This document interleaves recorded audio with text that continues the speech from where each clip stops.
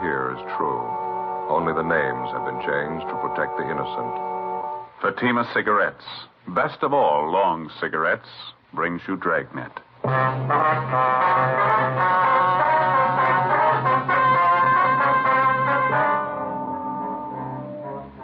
You're a detective sergeant. You're assigned to Juvenile Bureau. Dozens of petty theft cases are reported in one of the residential areas in your city. The victims, neighborhood businessmen. The suspects, teenage high school students. Your job? Stop them.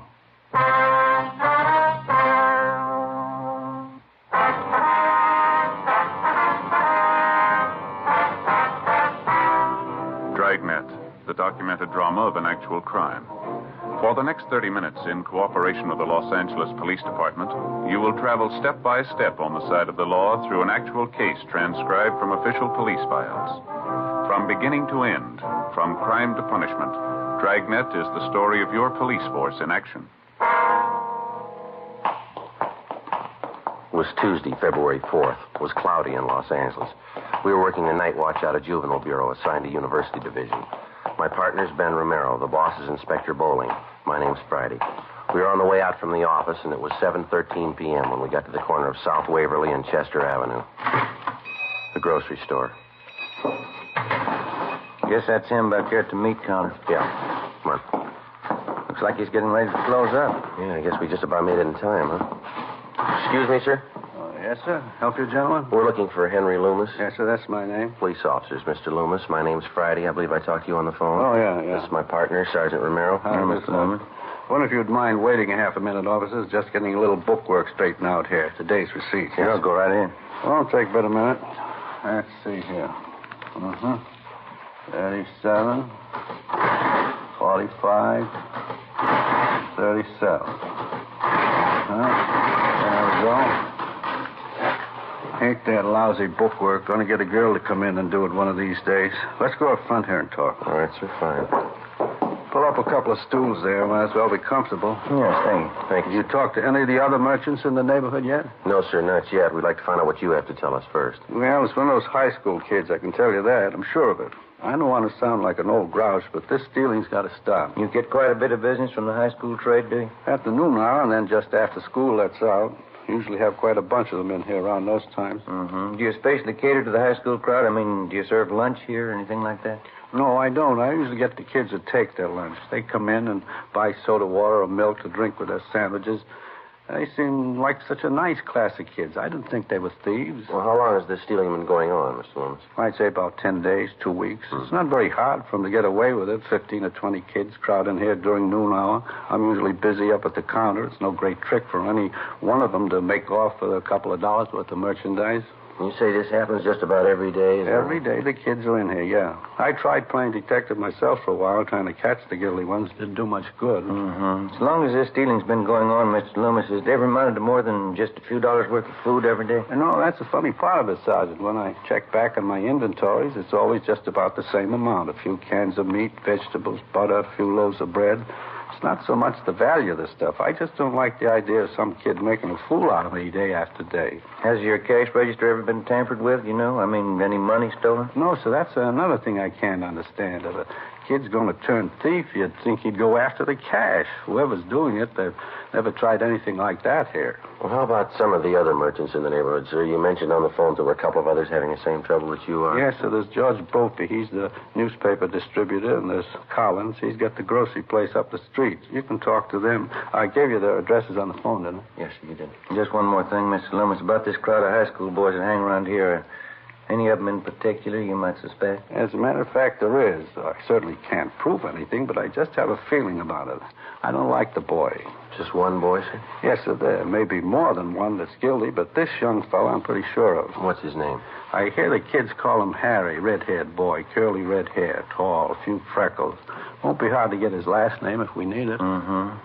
Is there anything else you can think of that we ought to know? You go up the street and talk to the other two men, Sergeant, George Brophy and Collins. They might have something more for you. I think I've told you about everything. All right, Mr. Loomis.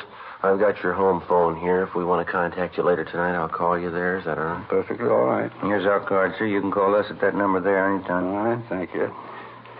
What do you think's behind the whole thing, Sergeant? This cheap stealing, nickel and dime stuff. I don't know, sir. We'll try and find out for you. Just doesn't make sense stealing like that day after day. You'd think even a kid would know that you can't go on stealing forever. Yes, sir. A lot of them give it a try. From the very start, the whole pattern of the case and the thief's method of operation made little or no sense at all. The thefts had been going on for more than 2 weeks, and they'd all taken place in a 12-square block area.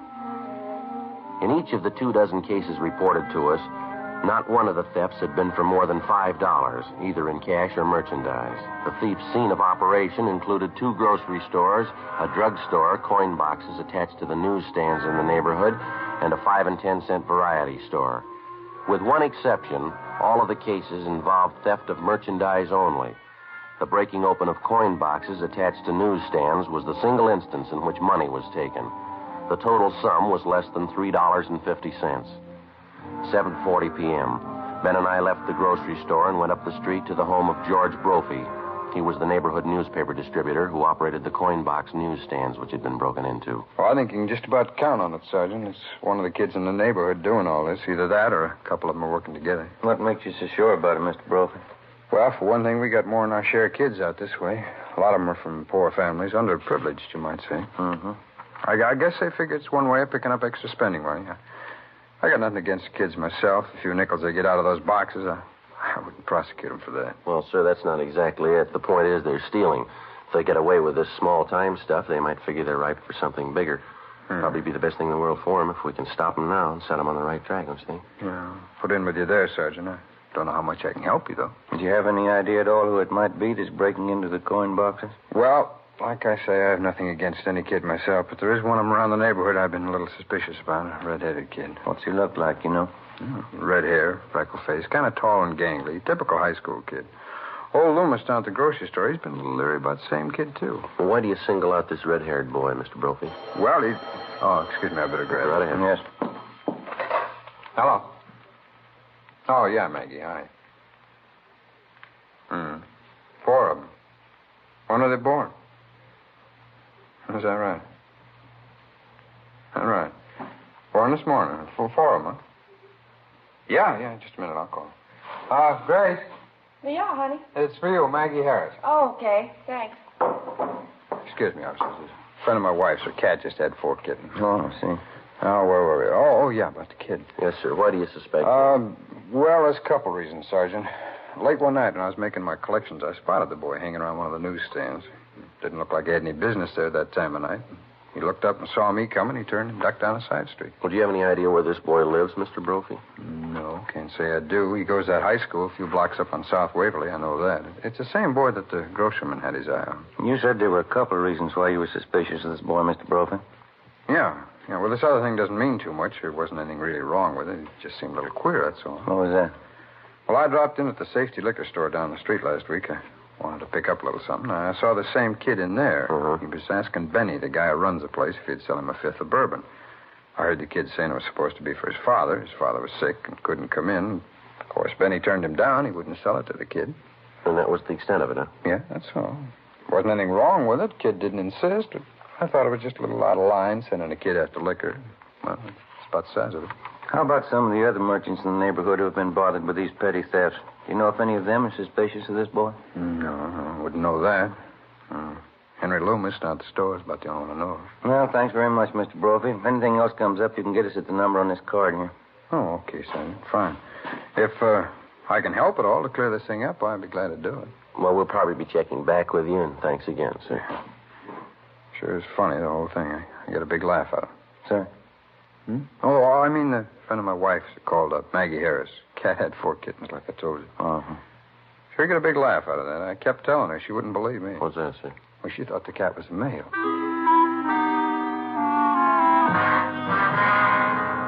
The next morning, Ben and I continued checking with various merchants and residents in the neighborhood where the series of petty thefts were taking place. We located and questioned one more shopkeeper who was suspicious of the tall, red-haired boy known as Harry. That afternoon, we went to the high school on South Waverly Avenue to check on him. From his first name and his description, he was identified by the boy's vice principal as Harry Thomas Dunbar. He was 18 years old and a sophomore with an average scholastic record. We were told that Dunbar had left the grounds about half an hour before with the high school's basketball team. The group was headed for one of the local sports pavilions where the team had one of its more important games scheduled for that afternoon. Harry Dunbar was in charge of selling the printed programs for the game. Ben and I drove out to the sports pavilion and checked with one of the boys collecting tickets at the door. He told us we'd find Harry Dunbar inside at the program stand. These high school kids sure take their basketball seriously, don't they? Yeah, big turnout, sounds like. We're going to be lucky if we can find that boy in this crowd. Yeah. You see him anywhere? No. Which side is the program stand supposed to be on? Well, there's a lot of them along and through here on both sides. Guess we better start checking them out. Yeah.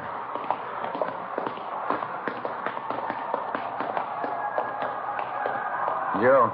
Yeah. That stand back there on the left, you see? Red-headed kid? Yeah, let's check him, huh? Okay. Programs, dime. Complete programs for the game, 10 cents. Excuse me, son. Program, mister? Your name Harry Dunbar? Yeah, that's right. We're police officers, Harry. We'd like to talk to you for a few minutes, if it's all right. Oh. Well, I can't talk to you now. I'm pretty busy selling these programs here. Then suppose we wait a few minutes, son. See, you only have a few left there to sell. No, it wouldn't do any good waiting. When I sell these, I got something else to do. It's only going to take a few minutes of your time, Harry. We won't keep you long. What is it, officer? What do you want to talk to me about? Just have a few questions for you, son, that's all. Can you step out in the lobby with us for just a minute? What's it all about? I'd like to know. We'd just as soon not talk about it out here. Oh, all right. We can go up this ramp here. All right. There's a hallway back here. Runs underneath the stands, won't be so noisy. Fine, we won't keep you long. Just a few routine questions. This ought to do okay. What is it you want to know about? Do you know a Mr. Loomis? Harry runs a grocery store near the high school. Yeah, old man Loomis. I go down to his store and eat lunch sometimes. Why? How about a Mr. Collins? He runs another store near the high school. Yeah, I know the place. Sometimes I go there, too. A bunch of the kids hang around there during lunchtime. We've had quite a few complaints from Collins and Loomis, some of the other stores in the neighborhood, too. We're checking on some of them. Thought maybe you could help us out, Harry. No, I couldn't help you any. Mr. Collins and that old man Loomis, they don't like us. They want to get us in trouble. I think they're lying. Lying about what? About us kids stealing things out of their stores. I bet they even told you I'm stealing things from them. Are you, Harry? Of course not. They can't say any of us stole things. They don't know. They can't prove anything. Do you know the man that distributes newspapers in your neighborhood, son of Mr. Brophy? Who? Mr. Brophy. Some of the coin boxes on his newsstands have been broken into. He thought maybe you could tell us something about that. Why me? I don't know any Mr. Brophy. Well, he knows you, Harry. He saw you hanging around one of the newsstands one night. And there's something else. He saw you trying to buy a bottle of liquor in the neighborhood. Is that right? We've had 3 or 4 reports on you, son. What do you say? You want to tell us about it? They're crazy. I haven't done anything. Well, then you got nothing to worry about, son. I won't tell you anything. Look out, Ben. Here, grab it. I got him. All right. Hold it up, son. Let me go. Let me go. Take it easy, young fellow. I haven't done anything. I haven't. Now, let me go, please. I haven't done anything. Why'd you try to run away? I have to get home. I got to get home right away. All right, son. We'll take you there. No, you can't go with me. I have to go alone. Afraid we're going to have to hold on to you, Harry. Either we take you home or we take you downtown. Which is it? I tried to tell him I couldn't do everything. I tried, but it didn't work out. I can't do everything. What do you mean, son?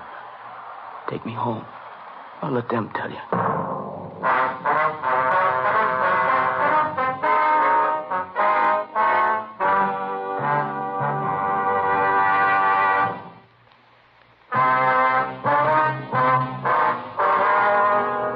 Wednesday, February 5th, 4:15 p.m. We left the sports pavilion, got in the car, and started to drive our teenage suspect, Harry Dunbar, to his home. On the way, we questioned him about the series of petty thefts which had been going on in his neighborhood. We asked him about stealing merchandise from the grocery store run by Mr. Loomis. He admitted he was responsible. He said he'd been stealing things from the store for more than a month. We asked the boy about the petty thefts from the grocery store operated by Mr. Collins. Again, he told us he was responsible.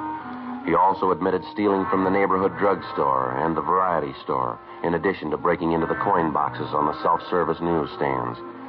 In each instance, he described his method of operation. He estimated that over a period of some 4.5 weeks, he'd stolen approximately $50 in merchandise and about $5 in cash. We asked him why. He refused to answer. You must have had a reason for doing all this, Harry. Why don't you tell us? We're going to find out sooner or later. Sorry, officer. Just next turn to your left. Okay. What's the matter, son? You afraid of what your folks are going to say? No, that's not it. I never stole anything in my life till this time. When I started in, I didn't think of it as stealing. Something I had to do, that's all. I couldn't help it. That doesn't make much sense, Harry. What do you mean you couldn't help it? It's the truth. You gotta believe me. There wasn't anything else I could do. Well, what was it then? Was somebody forcing you to steal? No. Can't you just believe me? It's something I had to do. Sergeant, can't you let me off here? I'll walk home the rest of the way. I promise you I'll come in and see you tomorrow, huh? Well, you know we couldn't do that, son. You've already admitted stealing from a half a dozen stores in the neighborhood, breaking into those coin boxes. It's going to have to be straightened out one way or the other. But I can pay him back for what I took. I got a job. I'll pay back every one of them. I believe you, son, but there's still a lot of explaining that's going to have to be done. This is the 1500 block, Harry. Want to point out your house for us? Son? Can't we fix it up some other way? We don't have to go to my house, do we? The sooner you face it, the better. Now, how about it? Keep on going. It's way down the end of the block there. Well, now, which is it, son? There's no houses beyond this. It's just that shack down there. That's my house. Okay, Harry.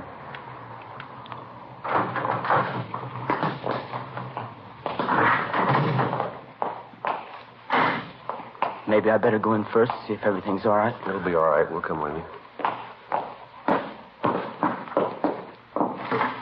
Ben and I followed the boy up the stairs and into the house. From the outside, it looked run down and badly in need of painting. On the inside, it still looked in fair condition, except for the housekeeping. The floor of the living room was littered with soiled clothing, ashes, dirt, and dust. The few pieces of furniture didn't look much better. A card table set in one corner was crowded with dirty dishes and scraps of half-eaten food. Across the room was a baby in a crib. Couldn't have been more than a few months old. Apparently, the bedclothes in the crib hadn't been changed for days. Next to the crib, huddled in an army cot, underneath a few thin blankets, was a dark-haired little girl, maybe 2.5 years old. Her face was thin and pale. She was asleep. Through an open door, we could see into the next room where a woman was lying on a couch. There was an empty glass and a newly opened bottle of whiskey on the nightstand. Should have let me come in first, officers. Would have had a chance to clean up a little. Kids mess up the house. Harry, is that you, Harry? That's my mother. Resting a little, I guess. This is the baby in the crib. His name's Jerry. Oh, that's my little sister on the cot there. Her name's Annie. Get your mother out here, will you, son? We want to talk to her. Don't get mad at her, huh, will you? Ma's had a tough time lately. She tries to do her best. What's the matter with the kids here, son? Have they been sick? Yeah, the baby had a cold, but I got that medicine there from the drugstore. He seems to be okay. I'm not so sure about Annie, though. She had a bad cold. Doesn't seem to be getting over it. You want to take a look, Ben? Yeah. Get your mother up, son. Yeah. All right.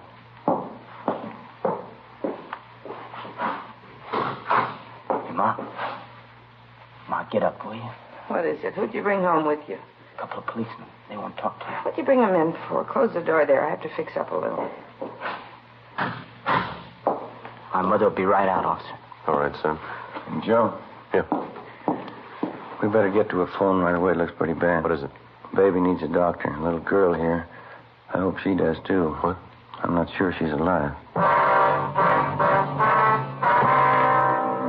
An ambulance was called immediately, and Harry Dunbar's 2-year-old sister Annie and his baby brother were both rushed to the general hospital. The mother, identified as Mrs. Florence Dunbar, was taken downtown and booked at the main jail on a drunk charge. 6:45 p.m. We took the boy, Harry Dunbar, over to Ben's house. We put in a call to the general hospital to check on his little sister Annie and his infant brother. They told us both the children were suffering from malnutrition. The little girl, Annie, had double pneumonia. Miraculously, the baby seemed to have been spared. He was sick, but his condition wasn't considered serious. After Ben's wife fed him dinner, 18-year-old Harry Dunbar sat down and told us the story. 3 months before, his father had deserted the family. His mother had made a pretense at supporting Harry and the 2 babies and then gave it up in favor of drinking. The whole burden of keeping the family alive was piled on the youngster's shoulders. Besides school, he had 3 odd jobs that he worked at to earn enough money to pay the rent, the gas and light bill, food, and general necessities. It wasn't enough, so he had to take to stealing. His mother wouldn't work, but at the same time, she wouldn't let the boy apply for charity. He slept at Ben's house that night, and the next morning at Juvenile Bureau, he gave us the rest of the story. I guess it got too much for me. I don't know. I could sneak the food and medicine from the stores, all right, but couldn't seem to get enough money together. The rent bill and all that. Kids need clothes, too. Well, why wouldn't your mother let you apply for help, son? Some of the local charity. Oh, Ma'd never go for that, officer. She'd get mad when I talked about it. Said she had too much pride to take charity. Did your mother know that you were stealing the food and medicine that you used to bring home? I don't know. Guess so. Wouldn't be so mad at her, but every time I got some money together to pay bills, she wanted me to buy whiskey for her. She begged so much I couldn't say no.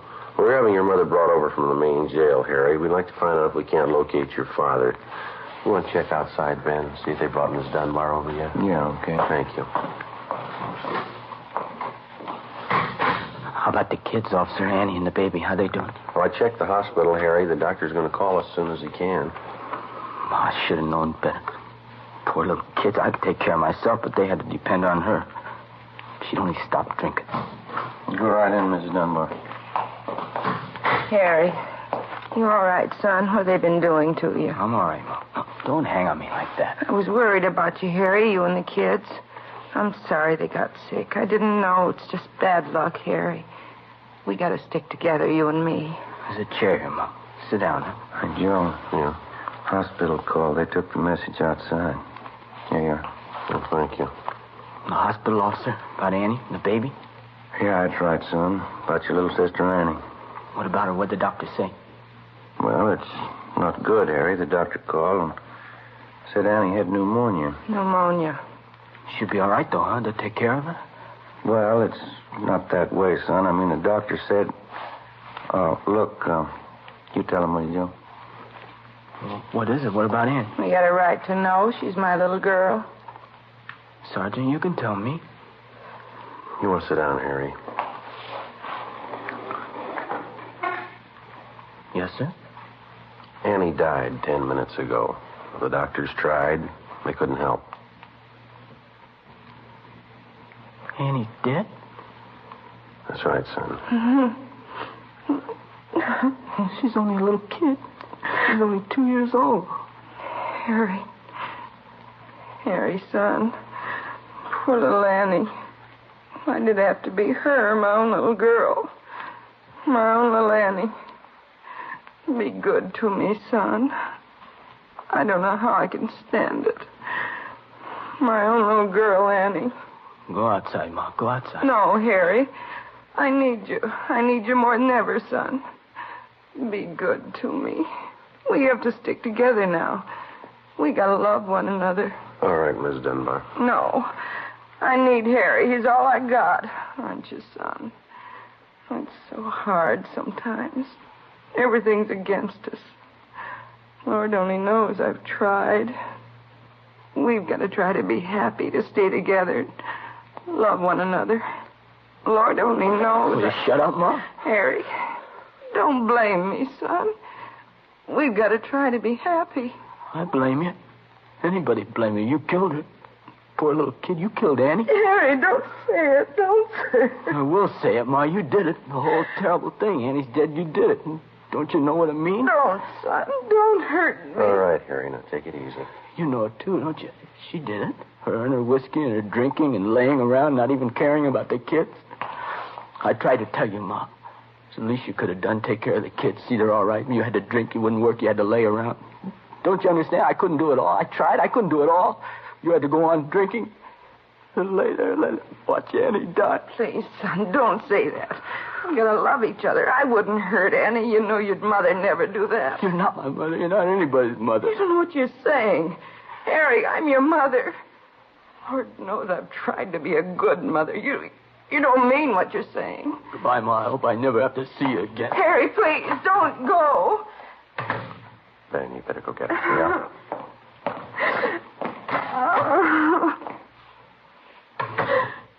He wouldn't believe me, Sergeant. Lord knows I've tried. Not easy, a husband deserting you the way Charlie did.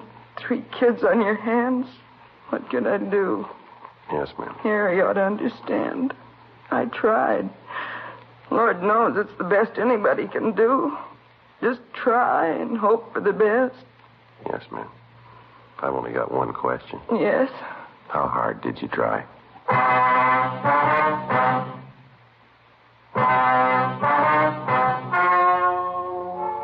The story you have just heard was true. Only the names were changed to protect the innocent. On April 23rd, trial was held in Municipal Court, City and County of Los Angeles, State of California. In a moment, the results of that trial.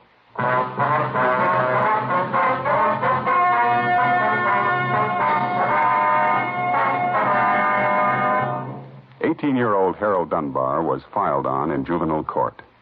After the hearing, the court directed that the 2 Dunbar children be placed in a foster home. Mrs. Dunbar was permanently deprived of the custody of her children.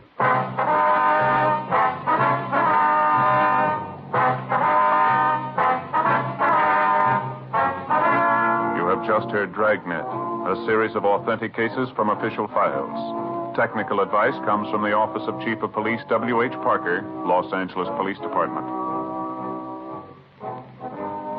Fatima Cigarettes, best of all long cigarettes, has brought you Dragnet, transcribed from Los Angeles.